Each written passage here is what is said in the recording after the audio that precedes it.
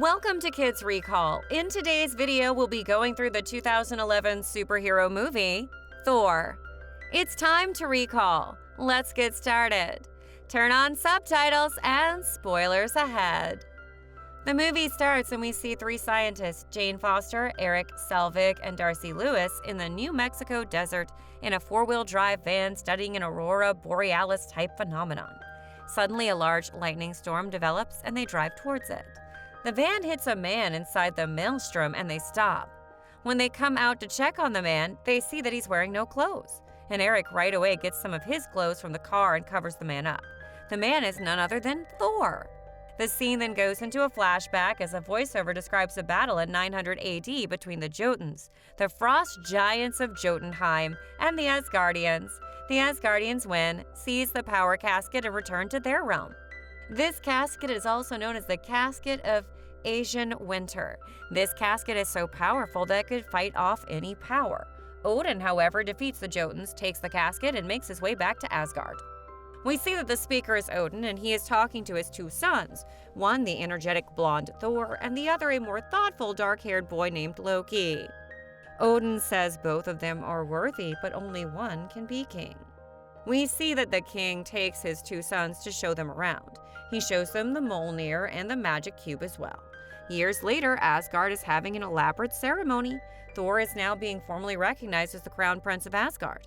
As all gathered in the big hall go on to cheer Thor's name, Loki looks on enviously.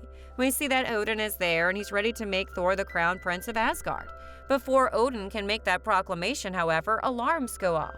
There are intruders in the secure rooms that hold the Jotun's power casket. A large destroyer robot kills the intruders and saves the power casket. Examining the remains, Odin seems unperturbed, yet Thor is angry and wants to attack. Odin, however, tells him to do no such thing and goes on to add that they came here to steal something and they've been killed, so there is nothing to avenge, as no real harm has been done to the realm. Thor makes his way back to his room and he's angry because due to the intruders, the ceremony was stopped and he was unable to become the crown prince. We get to see his close friends Volstagg, Fandral, Hogun, and Sif, and he goes on to talk to them about what happened earlier. He tells them that whenever they've gotten into a fight, he's been on their side, and they have been on his side, and they've been doing that for each other for a long time. He goes on to say that they should definitely teach the Jotuns a lesson for daring to intrude on his ceremony. All of them then decide to go to Jotun's realm and fight them. They take Loki with them and ride out. The guardian Heimdall allows them to pass, and the six are transported to the frost giant planet, Jotunheim, a frozen, crumbling wasteland. Suddenly, they're confronted by King Laufey, who taunts the Asgardian heroes. Loki tells the king that they have gotten there by mistake, adding that they are just about to leave. Thor, however, is not scared and says that he's going nowhere without a fight, and he's not scared of them. Loki tries to reason with him, saying that there are too many, but Thor stands his ground. More frost giants surround the six and the battle starts. Loki survives with some magic and has an unusual reaction when he's touched by a frost giant. Luffy releases a huge beast and the Asgardians run for their lives. Thor kills the beast, but once again the team are surrounded and things look desperate. Odin arrives to save the day, apologizes to Laufey for the intrusion and attempts to reinstate peace, but Laufey states that they're beyond diplomacy and the frost giants are now at war with Asgard. He attempts to stab Odin, who blasts Luffy back and takes the young group home. When they do get back home, Thor is still angry, and he's angry with his father for not joining them in the fight, and rather bringing them back like cowards. He starts being extremely rude to his father and asks his father why in the world did he decide to run away like a coward. He says that if his father wanted, he could have defeated the Jotuns present there, but he does not know why his father just wimped out. Odin, on the other hand, lets the four friends go but confronts Thor and Loki. Odin is furious that Thor has dragged Asgard back into war and tells Thor he's not fit to be a king. He strips him of his power, banishes him to Earth, and sends his hammer Mjolnir after him a few seconds later, saying that whosoever wields this hammer and is worthy of it shall have the power of Thor. That's when the scene shifts back to the road, where Thor is in front of the scientist group led by Jane Foster. They right away take him to a hospital, and when he wakes up the next morning, he sees that he doesn't have his weapon Mjolnir. He asks about it and ends up losing control. He goes on to beat the heck out of the doctors in his room and makes his way out of the hospital. Eric tries to get Jane to leave him be, saying he's some kind of nut, and she's curious and attracted to him. They go back to the hospital, but Thor has escaped. As they drive off in the van, they hit the Asgardian man again and knock him out, but this time they take him with them. Jane gives him some civilian clothes that belong to her ex-boyfriend, and after overhearing locals discussing a satellite crash 50 miles due west, Thor decides to go there. And once again, Eric tries to get Jane to leave him alone, but Thor walks about the town and tries to get a horse in a pet store. Jane appears and gives him a ride, and the two head west in the van. Meanwhile, S.H.I.E.L.D, the organization, gets to know about Thor's hammer landing, and they go on to send their whole team to block the area for common people.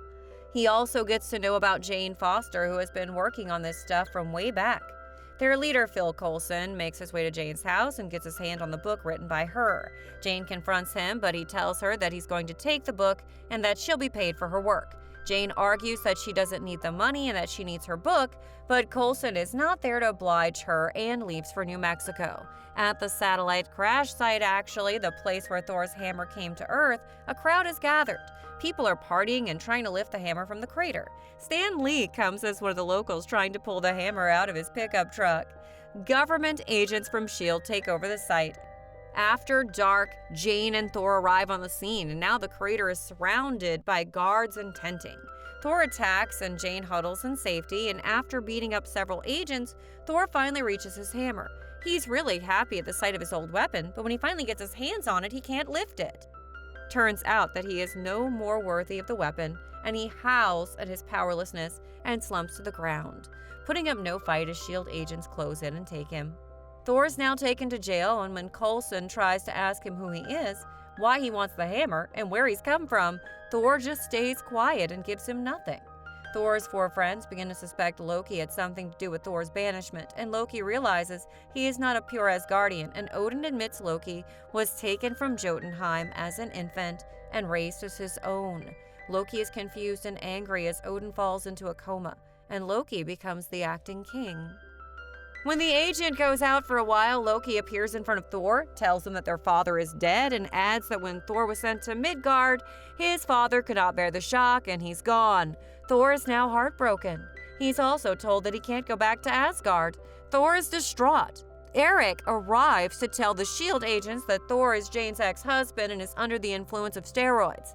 Somehow, he has faked a driver's license, and Coulson lets Eric take Thor, who surreptitiously grabs Jane's notebook on the way out. Coulson is well aware of the fact that the ID is fake, but he still decides to let them take Thor away. Thor and Eric then make their way to a bar to have a drink.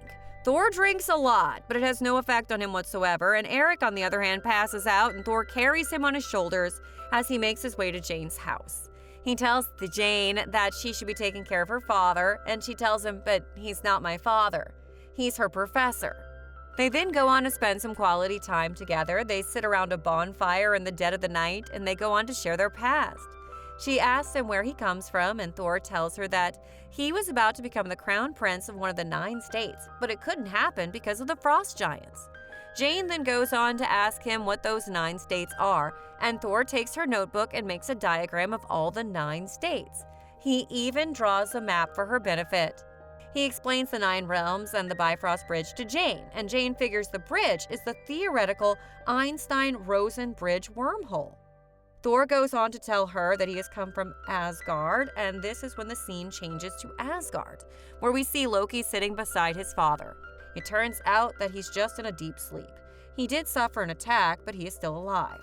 This is when Loki's mother also shows up.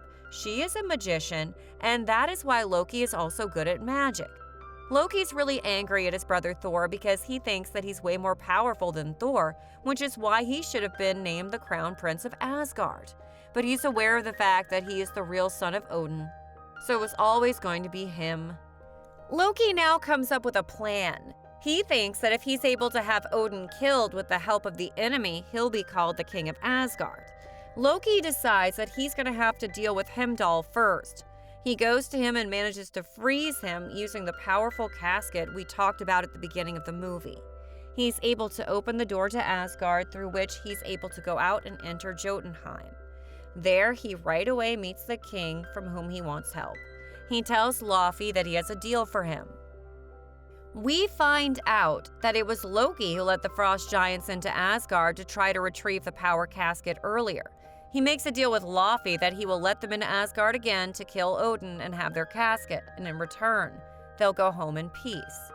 Loki then makes his way back to Asgard, but by that time, Thor's friends get to know that Loki's trying to play a big trick, and right away go to Loki and ask him what's going on in his mind.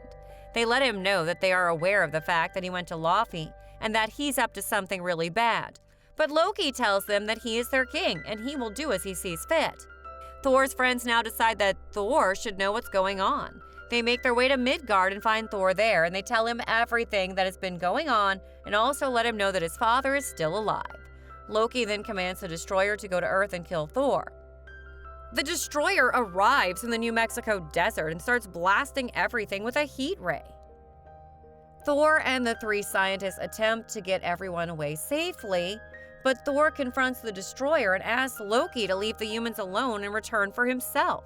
Loki can see and hear what's going on from Asgard, and the destroyer gives Thor a vicious backhand slap and sends him tumbling, apparently dead.